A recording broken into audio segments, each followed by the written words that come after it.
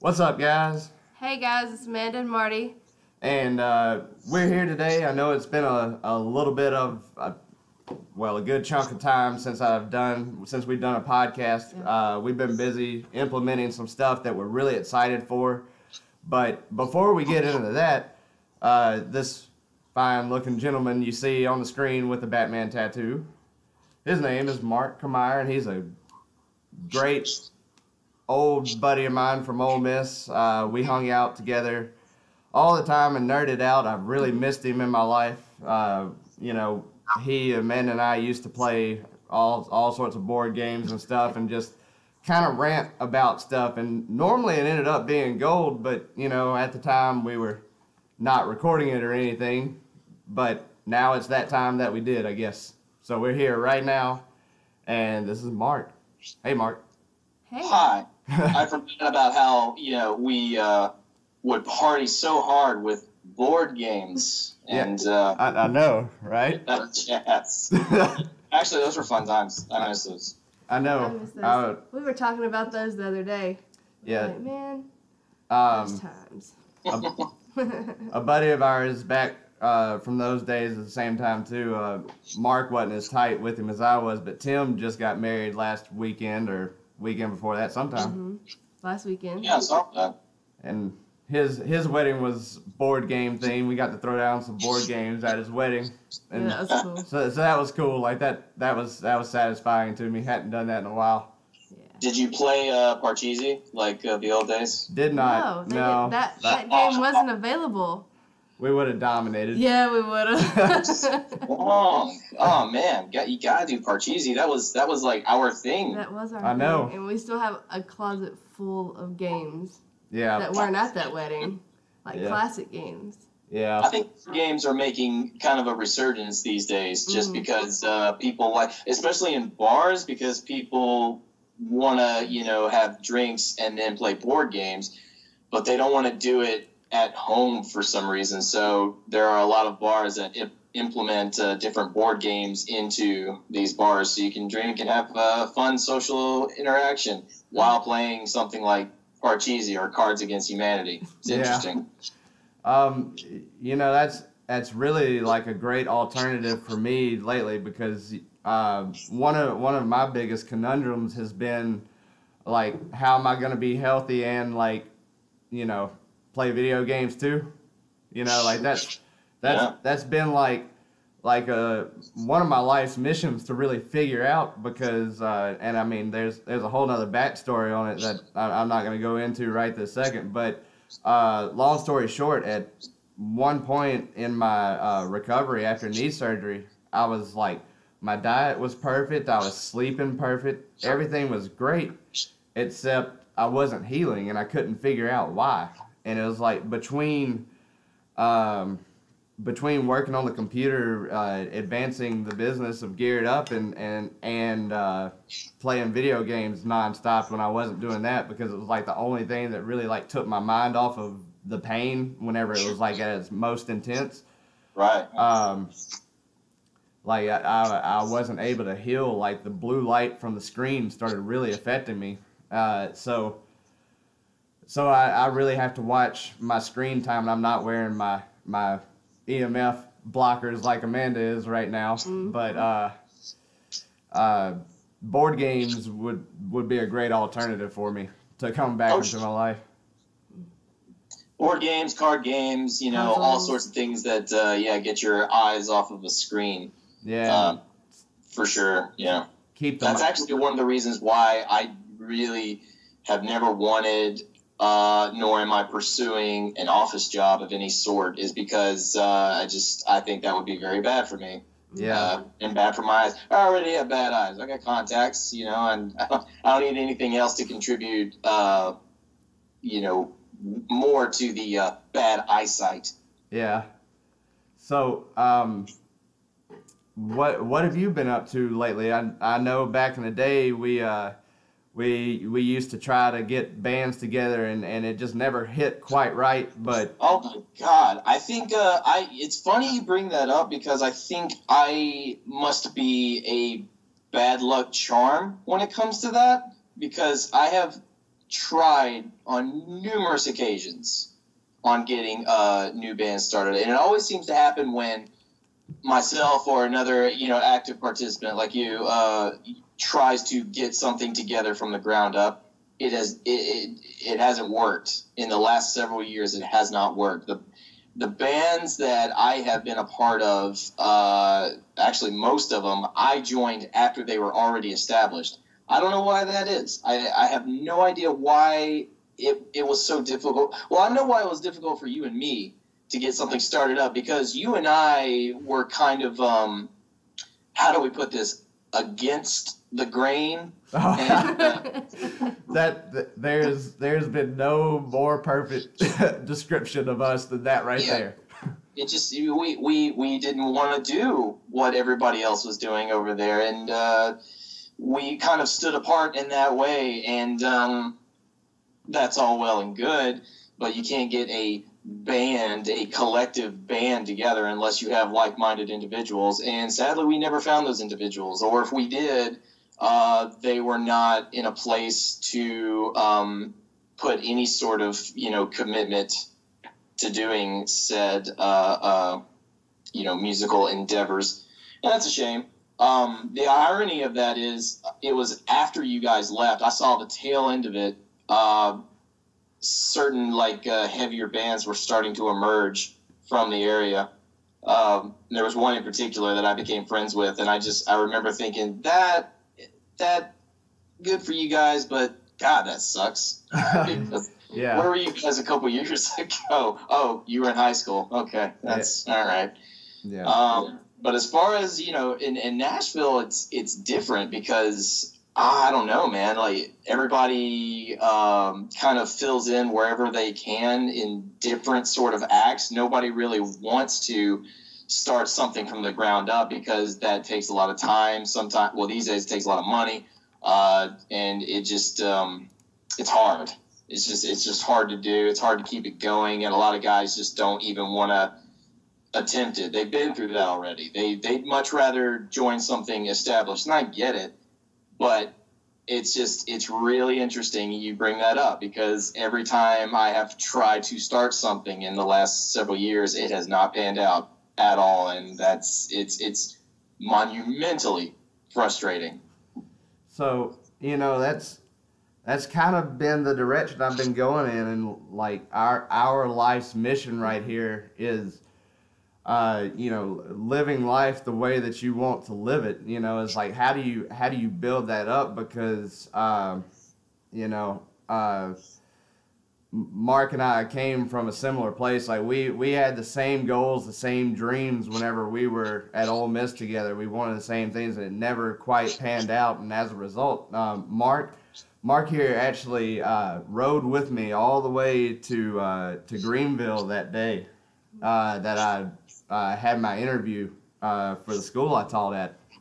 And I told him on the way there to and back, I was like, I don't want to do this. Like this is not my place. This is not where I need to be. I knew it right then. And whenever I left, he was like, well, what'd you think? And I was like, well, they're gonna offer me the job. Like I know they are, because I don't want to do this. It's because you didn't want that job. And he's like, well, I know I'm gonna get it. I don't want it. That's how it goes. It seems like when you want something so bad, that's when it's just kind of dangling above you. And then when you don't want something, it's that's free and clear. It's yours. Take it. It's like, well, no. That's kind of that's how life goes, isn't it? Yeah. So, there were some character flaws in myself back then. There definitely still are now. It's like I could have had the guts to say no at the time and still kept pursuing what it was that we wanted to pursue, I guess. Like there was always that choice, but that was that moment in time that, so many other people do, is that like they play it safe. It's like I did that out of fear. Like I was like, I graduated. Oh God. It's like, the plan was, like heavy metal band, tour the world, live life, and then I graduated, and it was like, Well, uh-oh. Well, I need money to do all this stuff, and yeah, it's believe me, I know. I was right there with you when I graduated shortly after, and I always felt like I was going to come back to Nashville, but I didn't know how to do that. I didn't know how I was going to get there. Yeah. But I mean, yeah, So, tough. so it was like as a result of that, that's why I gained all the weight. You know, that's why I gained 100 pounds. That's why Amanda gained 200 pounds. You know, it was a real dark time in our life, and you know, there was one day that came up, and I was like, you know what, no more. Is like, I don't know what I'm gonna do, but I'm gonna start doing what I want. You know, it's like, and figuring out a way, because like it was exactly as you said. It's like whenever you want something so bad, it's always like just out of reach. Oh, You know? sure. And it's like, well, how do I grow that extra centimeter or whatever it takes to get that extra reach to grab what I want, you know? So, And then you start to settle, and it's gonna always be out of reach. So you just settle for it not being out of reach, and True. then when you don't care, that's when it falls in your lap. I mean, that's like Mark said. I mean, that happens every single time. When you start to settle, and then things start to change into what you actually want it to happen. You know. yeah. To an extent, you Yeah. know, you don't want to trap yourself in a state of comfort to where you're not continuously growing. You know, I'm kind of in that transitional phase myself, because I you know, with the job that I have, I And was what doing pretty well. what is it that you're doing? By day, I am a courier for a courier service, so I just, you know, make deliveries, pick up stuff, you know, and it varies between medical specimens. Sometimes it's just mail. Sometimes it's packages for, you know, other people, and then sometimes it's something like stupid, like a letter, just like a letter. And that's what I do. And I got to a point where I was doing it and making decent money, and so I said, well, you know, cool. I don't, you know, I'm fine. I'm fine where I'm at, but it was really not fulfilling, and I wasn't really doing anything to further myself and my original goals. And so I, you know, kind of like you, had that moment where I said, you know, I really need to actively try and change some things. So I'm in the process of doing that. Yep. So, you know, it's been several years. I graduated in 2011. Mm-hmm. You graduated 2012? It was 2013, but it was like the fall semester, so I didn't have to go for that next semester. Right. So, I mean, it's been a while. I mean, we've spoken off and on throughout the years here and there, but right now is like, what exactly would your perfect life look like right now? My perfect life right now? Oh man, that's such a loaded question. But you know, if you're talking about the things I would love to do with myself, like in this point in time, Yeah. ideally, I would love to. You know, we spend all that time, all that work doing things in music. So music is I used to say this all the time. Music's the only thing I know that I'm been decent at. So ideally, something music related. Now, I'm pretty flexible with that because there are all sorts of things you can do musically. You know, I don't have to be just a performer. I could be a writer. I could, you know, play for studio sessions, and then I don't know, maybe even be a columnist about live shows. It's Nashville, you know, they need them. So ideally, what I would like to do, because I don't think I want to do just one thing, I would like to, you know, tour a bit. I would like to be a part of something where I can do that. If it's full-time, so be it, but I'd rather it be music that I personally enjoy. Otherwise, why do it? Right. But I want to do that while at the same time have a room where I can still do things that I like podcasting, which I'm doing now, and I talk about the world of film. I love movies. You know this. I love, talking about the process. I love talking about the ins and outs. So, to keep my movie podcast going while playing music would be an ideal life for me. Yeah. So, I think, well, let me take that back. I know we can make that happen. Okay. So a little bit of a backstory on this. In order to understand this part, it's like I got to kind of go back to what I was talking about with the struggle with looking at screens and like the real reason I really struggle with technology is like because I really like try to avoid it like the plague as much as I can. And so I hit that wall to where I knew I wasn't healing anymore because I was always looking at screens. It was like I said, despite the diet, despite the getting up and getting outside and moving around and training jiu-jitsu and MMA and all that stuff, despite that is like I'm in that small percentage of the population where the blue light coming off the screens really affects me. So, right, yeah. I had tried to stream on Twitch for a little bit because my original thought was, hey, it's like I'm not going anywhere, and in fact, like this game Rainbow Six is the only game that will make me sit down and stay off of my leg because I need to. Like, yeah. But it was like literally like the only game, and that was because it reminded me so much of MMA and jiu-jitsu. Like it was so hardcore. Like one tiny mistake and you're done. Like it was high stakes and a very cerebral game. Just like MMA. Yeah.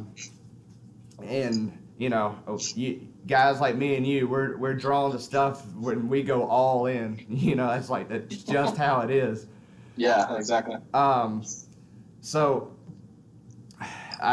long story short, I got really addicted to just playing the game. Like at first it was about streaming and spreading the message out because at first I really, really was terrible at showing emotions and stuff because like I was in such a terrible place in my life at that time. It was like I had really gone cold. I didn't know what I was gonna do. Because, ultimately after I stopped teaching, my plan was like, I'll just fight until I figure it out, Yeah. And I was trying to help people. Like, I knew that, like, nutrition counseling, like, I love doing that, and that's a very big part, but that's not, like, the only thing I like, It's like Of course. for a little while, people were, like, just kind of coming to us as, like, the diet people, and it's like, no, that's just a part of it. That's like a small percentage. Yeah. I mean, it's a small percentage of what Geared Up is, but it's a large part of what has to be there at the same time. Sure. Yeah. So, I got to that point where I was like, okay, I gotta get off the screen. Like I know it's the screen that's keeping me from healing and coming back. So. I was looking for stuff that would speed up the process of me building my business and make it not fully automated because there's no such thing, but as close to automated as possible so I could have some revenue coming in so I could really get out there and do the things I really wanted to do. Of course, yeah. So I came across this thing called ClickFunnels. Have you ever heard of it? What is it called? ClickFunnels. No. It's a online sales funnel software builder, and the creator of it, or co-creator, Russell Brunson, like he's amazing. JD and I just went to Funnel Hacking Live. It's an event, but basically, that's what that company is all about. Is taking your message and finding a way to put your products and services out there to people in a way that's going to allow you to do it like quickly and be able to adjust and go on the fly, is the best part about it. And the thing that, other than the logo, like their logo also just happens to be gears on there. And I was like, oh, I see. I was like, oh, I like these guys immediately after I saw that. Yeah, of course. Yeah. The selling point, the gears. Yeah, but the other part of it was like the speed of it. I was like, I knew I wasn't gonna have to stay on the computer for very long. It's like there would be some pain involved in actually building it out and making the technical ends work. Yeah. Pain is in physical pain of having to look at the screens and just having to learn all of that. But again, like I started looking at it as like just personal growth, and then like it started clicking, and I was like, man, that's what Geared Up is about. It's like being able to take someone and make them like extremely healthy, and then show them how to actually make their dream life come to life, through the systems and stuff that I've learned throughout the way, studying the Mike Dolces of the world, Russell Brunson's, Tony Robbins. Like I said for a long time that I would, back whenever I was extremely depressed and, was like really lost during this, the recovery of my body, like the body was so out of balance right to left for so long, and my hips were kind of stuck, and so as a result, it was like I developed that slumped posture, Oh. and shallow breathing and whatnot, and I had to fix it. It was like it was just bound up from the hips. It was part of the rebuilding process, but as a result, my emotions got so out of whack, and I didn't realize how great of an effect that your joint mechanics and stuff had on your actual emotions until I was put in that place. And I just told everybody that whenever everything worked and the way I got out was I listened to Tony Robbins every morning until I figured it out, and I'm still listening to him, but things have gotten a lot better. Well, that's good. I guess that's encouraging to know that Tony Robbins is, the hype behind him is real. Dude, it so is. And you know what? Like, speaking of Funnel Hacking Live, my friend and I, JD, like my coach, my MMA coach, we went up there, and he's been so instrumental in pointing me in the right directions. Like, he's told me for years now, he's like, you should check out ClickFunnels and Russell Brunson. At first, I was like, yeah, whatever. It's like, yeah, like, I'm doing my thing, I'm helping people be healthy. And it's like, and he just kind of face palm and be like, eventually I bought into it, and I was like, oh, I was kind of the funny. Some merit here, yeah. It was like, oh, they actually know what's going on. Okay, all right, got it. So I got into their culture and whatnot, and lo and behold, at Funnel Hacking Live, Tony Robbins was the keynote speaker, and I got to see him live. And, okay. And it was. Got to see what it was all about. Yeah, it was amazing. It was. He went for about 3.5 hours, I think, was as long as he went. But I would love to go to Unleash the Power Within or Date with Destiny, one of his other events that are like a whole weekend long or week long or however long they are. Like, they're extremely long. Wow. But in that short 3.5 hour time frame, it was like I walked out of that room a different person, and I had been like prepping for it too. Like, I literally listened to him every morning for no less than a year now, at least a year, and it's been a real driving force behind actually getting all this stuff done. Well, that's good. Whatever helps. Yep. So, I realized quickly, I was like, I need to reach back in my life, and the people that really matter the most to me is like, I know all this stuff. It's like I really need to show them how they can do the same thing, Sure. So it's like you were one of the first people that I thought of. I was like, it was like right there before things went south for me. It was like me and Mark were right there in the same spot. Yeah. So, it really is amazing that that company, ClickFunnels and everything, really has made it to where you can take whatever it is that's your dream and bring it forth. Mm-hmm. Yeah. And the good news is, like, you're already doing the hard parts, really, like the going out there and podcasting and building your audience and stuff like that. Yeah, trying to. Yeah. I mean, once you have that infrastructure behind it, though, like, dude, you get that that flow of audience in, you're gonna be cooking with grease. That's the idea. So, knowing that now is like, just brainstorming here, some of your ideas, you know, for what you could do, you know, like right now, just to give you a little bit of an example, I'm running a webinar on it's one of Russell Brunson's strategies on how to get people to come into your webinar and the way you set up your story structures and stuff, and it's all super cool. But I guess what I'm trying to say is, like, you basically the wheel is in your hands right here. You really can, like, steer towards what you want with this. Is like, what is it that, like, it would be the thing that would, you know, make you spring up out of bed every morning and excited and get you out of that courier stuff, you know? Sure. So what would that be?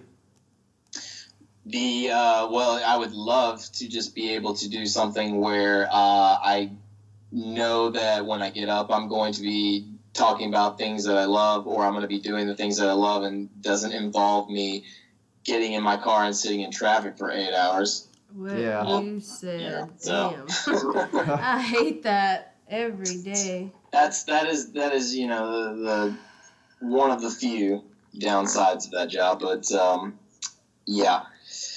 That's ideal. What I'd like to do is get up and realize, like, hey, you know what? I'm excited to get to talking about these things that are really, really cool to me, or it's, hey, I love the idea of getting up and saying, hey, cool, you know what? I'm gonna go play this place over here tonight, and that's what I'm looking forward to.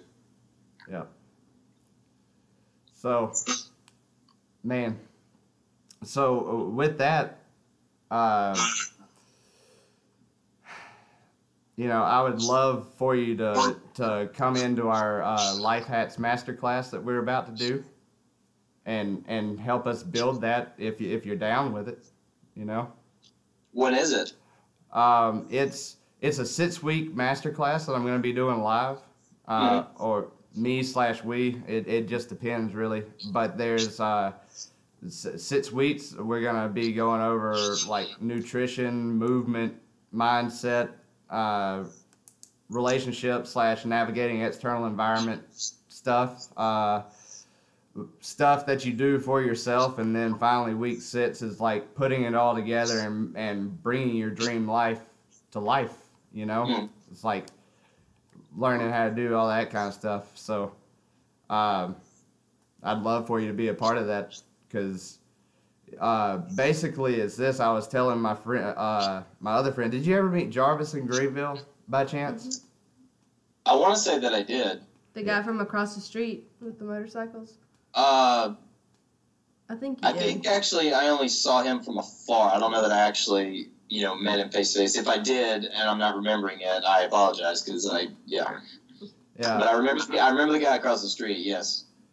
Anyway, I was talking to him on the phone, and I was like, you know what, I finally had this realization, is like that I get to really help and work with the people that I really want to now. You know, it's like thus is the beauty and power of the internet. You know, Sure. It's like I get to find my people, and of course you're one of my favorite people, and you're Our favorite. our favorite people, and you're somebody that I really want to see win, you know. So Appreciate that. you know, it's like you said, out of the 6 human needs, you know, referencing back to Tony Robbins and stuff, is like the first 4 human needs are like certainty, You need to be, you must have a certain amount of certainty in your life, or else you're going to be going bonkers, you know. Yeah. Uncertainty is like you need variety, or else you get bored. You know, it's like they're kind of like, they seem like antithesis of each other, but they work together all the same. And then there's the need for significance, the need to feel important and special, and then there's the need for love and connection, you know, which kind of work opposite of each other too, because the more significant and unique you get, the more you kind of lose connection. So that's another one of those like needs that dance with each other, so to speak. And then so those are like the 4 survival needs. Like you're going to meet those needs no matter what, whether that's constructively or destructively or neutral. And but the 2 at the end, you already mentioned one, growth, you know, is like you got to be constantly growing to be happy. You know, progress is happiness, you know, no matter how small. And also like number 6 is like the contribution, is like giving back. You know, giving back is the ultimate happiness inducer. You know, it's impossible to be depressed whenever you're thankful for something. Sure. You know, so contributing is just that last 6 need that, you know, I've really been chasing, and it wasn't until it got to such a painful point to where I was like, I got to get my message out to the world. Like, it's my life's mission to help these people. Like, this is my way of giving back. And it wasn't until that really got like so painful that I had to do it. But you're either driven by inspiration or desperation, you know, so. Yeah, sometimes more of one than the other, you know? Yeah. So, you know, a lot of people wait for desperation instead of, you know, choosing to be inspired and move themselves. True, you know? Yeah. So that's kind of what the whole thing is about. You know, that's the mission I'm trying to accomplish. And it all starts with your health and building your energy up. Because as we all know from Dragon Ball Z, energy or transformation takes a lot of energy. It takes all the energy. Yep. You know, it's very, very true. Sensu beans. Yeah. We also need to seriously develop some sensu beans somehow. Wouldn't that be just the life? Yeah, I could really use some. Fix everything with a bean. On the reg, I need some sensu beans. It'd make my life a whole lot easier. It's true, yeah. I hear you. I am right there with you. Let's see here. What else do I have for you? Anything interesting happened lately in the life of Mark? Any radical stories that is like, oh, can't believe that happened or something? He's got some new ink. Yeah, you got some new ink, I see. I did. It's not finished yet, but yeah, I got some new ink. Got it last October, and I was supposed to actually get it finished this past February, but we had that ice scare, and I was gonna have to go out of town to get this done, and so I thought better against it since that ice scare, and then the ever more frustrating part of that was the ice scare was just that, a scare, and nothing more. And I couldn't get that appointment back. So that was kind of the wrong way. Yeah, the season's doing what they're doing. Nothing extremely extravagant that I can think of off the top of my head that would warrant storytelling. That's a bit, you know. So, what about your, I guess, preview for Infinity War coming up? What are your thoughts on this? What are you looking for? Oh my God. Okay. All right. So, what I'm looking for is what I think we're going to get. And I want the most extravagant, extraordinary, epic cinematic experience as I possibly could ever get. As you know, and I've mentioned, I'm a big movie guy. One of my favorite things in the world is the cinematic experience, which means sitting in a theater full of people, looking at the big screen and just experiencing the movie for what it is, getting sucked into the adventure. And you and I both get sucked into those Marvel adventures like that. Yeah. And, me being a comic book nerd that I am, it's nice seeing those stories come to life in front of you like they do when I'm reading the pages. And these movies have been spectacular for the most part. And so for Infinity War, I'm looking forward to a great adventure. I'm also looking forward to something that I'm not prepared for. The cool things about these movies are, even if you are a fan of these stories from the comic books, you can watch the movie, and the movies are inspired by them, but they're not direct adaptations, not necessarily. So they continuously surprise you as an audience member. And especially if you're an audience member who is not well versed, you yourself are not well versed in the comic book mythology. I'd say, is that fair to say? That's fair. Okay, yeah, but you enjoy these movies, and so for you are what we call the average moviegoer who you don't have a predisposition of how you feel about certain characters because you haven't known about them until the movies. So you're continuously surprised by the story direction. And so with me being a not-so-casual fan, I am actually kind of steeped in this lore. I am still continuously surprised by a lot of the decisions they make in this overall this story arc that they've been unfolding in the past. This will be movie number 12 in the Marvel Cinematic Universe.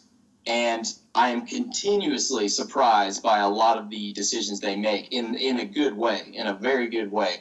So I'm looking forward to that, and I'm looking forward to seeing which fan theories come to life or which fan theories are just completely obliterated. These kind of movies warrant fan theories for the diehard fan, aka this guy. So I'm excited to see, what the things I think are going to happen. I want to see if they happen. Yeah. And I'm just looking forward to the experience, man. It's just this movie looks dope, and I cannot wait to see this on the biggest screen of them all. I've got an IMAX ticket, so that's gonna be. I'm ready for this face to just be melted off from sheer awesomeness. So it's just a skull and beard. Yeah. That's what I want. Man, I tell you, there's no doubt about it, because I can remember back in the day, like, you get so upset at certain things, and I'd be like, why are you this upset? This movie's great. You're like, no, it's all wrong. It's that passion, man. It's that nerd passion that just sometimes us nerds are so set in our ways. That's actually kind of a problem that I'm glad you brought that up, because I'm not perfect. I have my moments, but I feel like there's a big problem going on in nerd culture right now with my fellow nerds, and they're so stuck and set in their ways that the moment you introduce a certain change, it suddenly becomes something to just trash and destroy. And with the age of the internet, everyone has a voice. And so many of the nerd culture have voices, and some of those voices are harmful. It's becoming a problem for people in the entertainment industry, or just people that just want to tell stories the way they want to tell it. And so I'm trying my best to give everything the benefit of the doubt and try to see a lot of the upsides to this. Now, if something doesn't work, movies are subjective. That's the great thing about that. And if something doesn't work for you with what the creators have done, then it just doesn't work. But it's just it's the thing about bashing it just because it didn't happen the way you built it up in your mind is just that's just a stupid thing. It's really it's awful. It's ignorant. It's destructive. And that whole fiasco with the last Star Wars movie, that's exactly what happened. Like, people were destroying it and not actually appreciating it for what it was, just because it literally did everything the opposite of what the fans expected. And the fans spit venom at it, even though it's not a terrible movie. I'll go on record and say it's not a terrible movie. But so I'm trying to do my best, to my small part, to erase the stigmatism of or the stigma of just piss poor angry nerds. Yeah, like my version of that very same thing is the same reason that I'm very reluctant to be described as a gamer. Like, I hate that term. Like, I'm not a gamer. Like, I do love video games, but I'm not a gamer. And the reason is, like, in my world, we call them toxic gamers.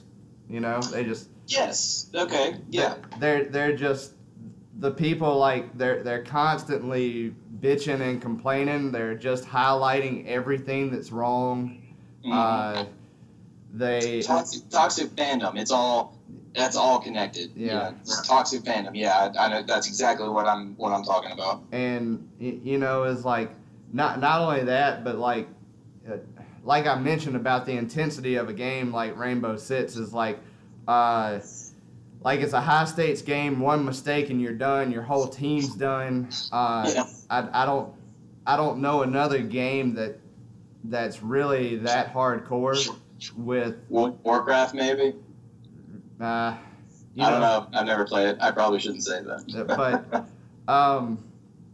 But communication's everything, and in that game, like you can be the best pro player that is, but you're gonna get messed up if you're not doing teamwork. If you're not communicating, you're toast, and so is the rest of your team. And whenever you have a game that's that intense, and you have these toxic people who are like, oh my god, I can't believe you missed that shot, or it's like. I came to this realization, and they're typing like the nastiest of things. Like one of the things I did was like I switched from playing on console to playing on computer because Rainbow Six essentially came out and says like, we're done really focusing on consoles. If you want the best Rainbow Six, move to computer. And I was like, okay. and then like I also used that as like my bridge to start actually doing business work on the computer too.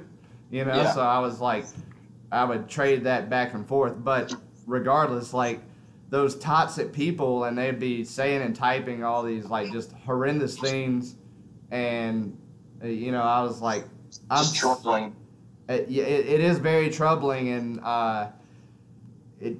it's just like I came to the realization that those people are just in tremendous amounts of pain. Like they're so angry and so like don't look at me, because I guarantee you somebody at some point in their life told them that what they liked was stupid, because well, sure, yeah. I mean, these trolls probably hate their lives, and that's why they go to these places to escape, and it's their outlet. But the problem is, it's they're using their outlet in a not very destructive way. Yeah, it's troubling. It's a thing, and you're absolutely right. These people are just they're in pain. They're not happy. They're just very angry people. Yeah. So, I struggled to learn how to actually play using a mouse and keyboard for a while. So you can imagine, like, whenever I would be playing in a high-stakes game that people are taking very seriously, because it's very competitive. Like, I love watching the pro leagues, like the professional gamers play on the highest stage and seeing, like, their level of precision and stuff. And because it reminds me so much of MMA and jiu-jitsu, like I said earlier. But you know, I get on there to play for like intellectual stimulation and to do something different. Like my whole life, video games have really been like my meditation time. I'm my most creative, my most like switched on. As long as temperance is used, you know, if I'm not on there like all day. Yeah, you can't. Like I literally physically can't do it anymore. Like even if I wanted to, like I realized I reached that point to where I'm like, if I look at a screen for any more than an hour, usually is like I'm done. Like I'm toast. Like my brain is literally fried for the day. It's true, yeah. You gotta make time. Even I get sick of playing guitar, and I love playing, but even I have to go. Okay, yeah, I'm done today. Yeah, it's just about playing to put the metaphor that I like to put on things. It's just like, you know, the games that you play that you love. It's like it doesn't matter if you know you really love a game whenever you suck at it, but you still love it and you're willing to keep playing it until you're good eventually. Sure. That's why I continuously play those fighting games, even though I don't play them regular enough to be particularly good at them. But I enjoy them because it's fun. Dude, yeah, it's like us and me in Mortal Kombat. Yeah, that's the game I play. Exactly. Mortal Kombat. I mean, there's nothing like just stopping what you're doing and throwing down on Mortal Kombat for a minute to work out all of life's problems. I'm telling you. I mean, yeah, it's better that than you actually, you know, hitting other people or you know, hitting walls. You know, it's just no good comes of that. Yeah. Our steering wheels. Yeah. You know, trust me. Yeah, the steering wheel. It's a thing. It is very much a thing, but you know, better to have the outlets. Yeah, and man, that was all sorts of challenging too. Whenever I went from not being able to train in MMA for a while or jiu-jitsu or have that physical outlet to pretty much, you know, cold turkey other than the rehab. Yeah, like, that was challenging. It's like, oh my God, like, you know, I was using that addiction to like suppress some other things, looking back on it. But, you know, I'm glad I got in there and did my time. But like now I just realized that, you know, my mind was built for battle, but my body wasn't, you know.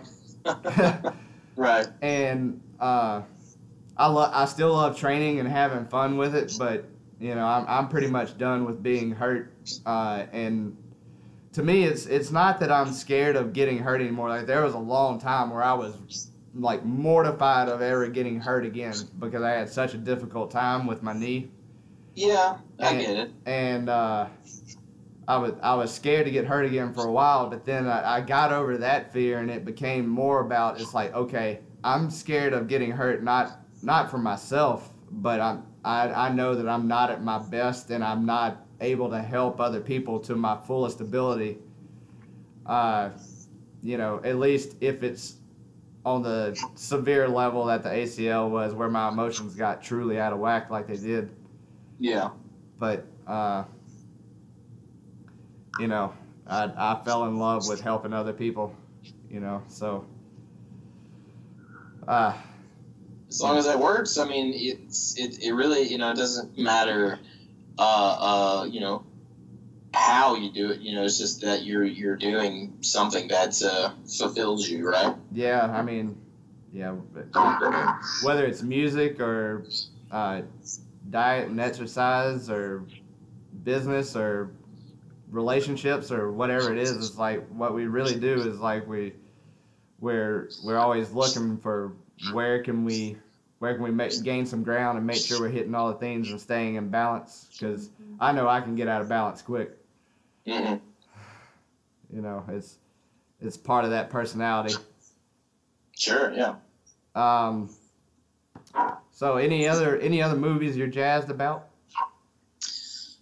Well, other than, you know, where my attention is right now, which is the Infinity War, we got all kinds of stuff coming out. It's in terms of just genre pieces. You know, speaking of Star Wars, there's a Han Solo movie coming out, if you're into that sort of thing.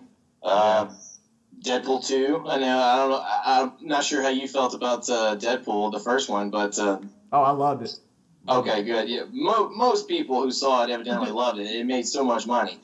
So we got the follow up coming to that, and just a lot of there's another Ant-Man and the Wasp comes out in this summer. There's a lot happening in May, and I can't even remember all of the ones happening in May, but there's a lot. There's almost too much to keep up with this year. But I'm trying my darndest. But yeah, like I said, the right now the full focus is right on the Infinity War because I love those movies and I love what I think. I already love what they're setting up for. I'm just so jazzed about it. Yeah, it's awesome. Like I love seeing your face light up whenever you talk about like the stuff that really gets you hyped. That's I've really fallen in love with that. Like just seeing people light up over their stuff that they nerd out about. Well, it's like I think that's where, at least for me, I think that's where my true personality comes out. When you let me just geek out about things that I enjoy, then the me comes out. I don't have to suppress anything. I don't have to put on a facade or anything of pretending to be interested in things that I ordinarily don't care about. Yeah. But that's one of the reasons why I want to do. I want to keep my my film review and kind of get a correspondence thing going on with me because I love this stuff. I love talking about it, and it makes me happy. And I feel like people get the best result of me when I'm talking about these things. So that's ultimately, I think that's isn't that really what the ultimate goal is, to do something that makes you happy and just for stay sane and to stay happy, and those things make me happy. I light up, I talk about it, and if I can do something that sustains me financially as well as mentally and emotionally, then hey, that's the dream, isn't it? Yeah, it is, and that's what we're all about. Let me see. Amanda, what were you saying? Nothing. I was just asking, like, what do you think about like the Black Panther movie and the new Thor movie? I loved both of them, and those are two very different movies, but I love them so much for what they were. It was a breath of fresh air. I like the Thor movies, but they're not great. Mm-hmm. But Ragnarok, they just decided, hey, what we're doing with this guy isn't working, so let's mix it up a bit. And so I think going the kind of a campy, funny route was the way to go. I had such a good time watching that movie. And Black Panther, I mean, I've been a fan of that character for a very, very long time, and I always thought, I think more people need to know who Black Panther is, but I'm actually, I couldn't have predicted that the movie would be as successful as it is. Mm-hmm. But it's not even like a movie anymore; it's a movement. Yeah. It's getting people of a certain demographic just so hyped, and that gets me hyped seeing that, because it's I feel like we are now at a point where the collective royal we are celebrating something together. It's nice in this day and age. It's nice to collectively celebrate something. Yeah. It's with the divide that is happening with everybody, or that has been happening with everybody for a long time now, and especially now. It's really moving to see something we can all stand and go, well, hey, this is happening in the real world, and it sucks, and you don't agree with it, but can we agree Black Panther was awesome? Yeah. It's nice being able to. I absolutely love Black Panther. I think that was just, I said it in one of my film reviews that it's exactly the Black Panther movie that I wanted, because literally everything that I needed from Black Panther like to be put into the movie to where I knew it was going to be great, I got, and then I got more. Yeah. So yeah, I'm super hyped, and we're kind of getting an impromptu, not even an impromptu, we're getting a pseudo sequel, just 2 months later. Yeah. With Infinity War, because Black Panther is very heavily involved with this one, so it's a good time to be a movie fan. It's a good time to be a nerd. Now, if we can all just, if all the nerds will just chill out for a second, it's like maybe not talk about Star Wars for a little while. Yeah. That seems to be where the divide is coming from. Man, it does seem kind of vicious on both sides. It is, but, what do you do? What do you do? You can't change people. You can only try to be better yourself, and hopefully that it will inspire other people, So you bettering yourself is probably the biggest, the both of you, is probably the biggest inspiration for me to better myself, just because you guys just seem happier now. You're really intense with the things that you're doing now because you're passionate about it, and that's inspiring. I'm inspiring listening to you talk. Who knew that I would actually be inspired by an endorsement of Tony Robbins? So I commend you for that. Well, a lot has changed. A lot has changed.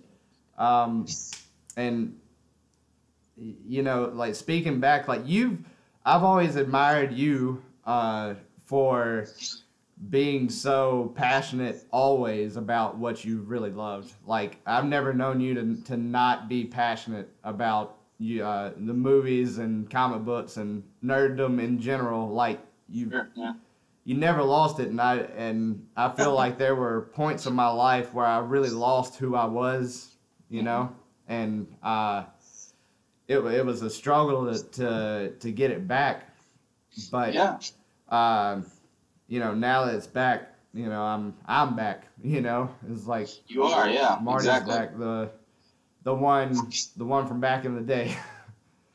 So,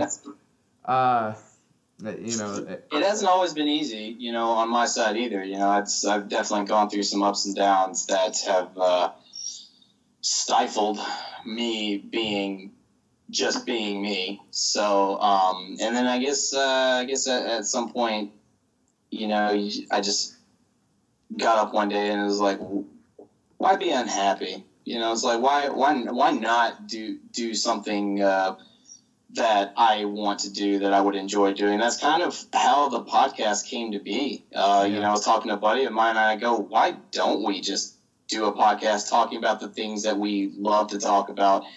We'll be happier for it. Yeah. And we are. We always have a good time doing the show. I have a great time doing the show, and it's not even a big show. It's not something, I don't know where it's going to go. Maybe it'll go nowhere. Maybe it'll just be one of those things that you do that we do as a hobby, while we do our other stuff. But that's okay, because we get so jazzed doing the podcast because we are talking about the things that we love, and it's helpful. It's been very, very helpful. It's kind of been therapeutic for me in a way, and it's cheaper than therapy. Yeah, that's for sure. Yeah, so it's I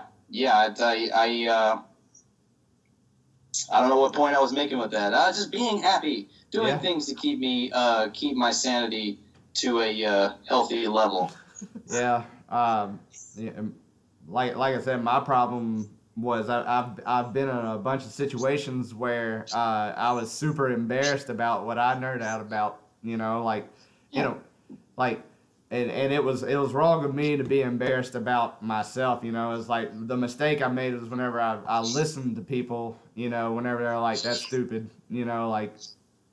Don't do that, or like that's not cool or whatever. It's like sure. But I mean that's just a matter of perspective, isn't it? Yeah, I should have elbowed him in the face. Cool. Yeah. It's I hear you. I think we all kind of go through that, but in case of nerding out about anything, this is the day and age of the nerd. So it doesn't even matter what it is. You just nerd out about something. People like to nerd out about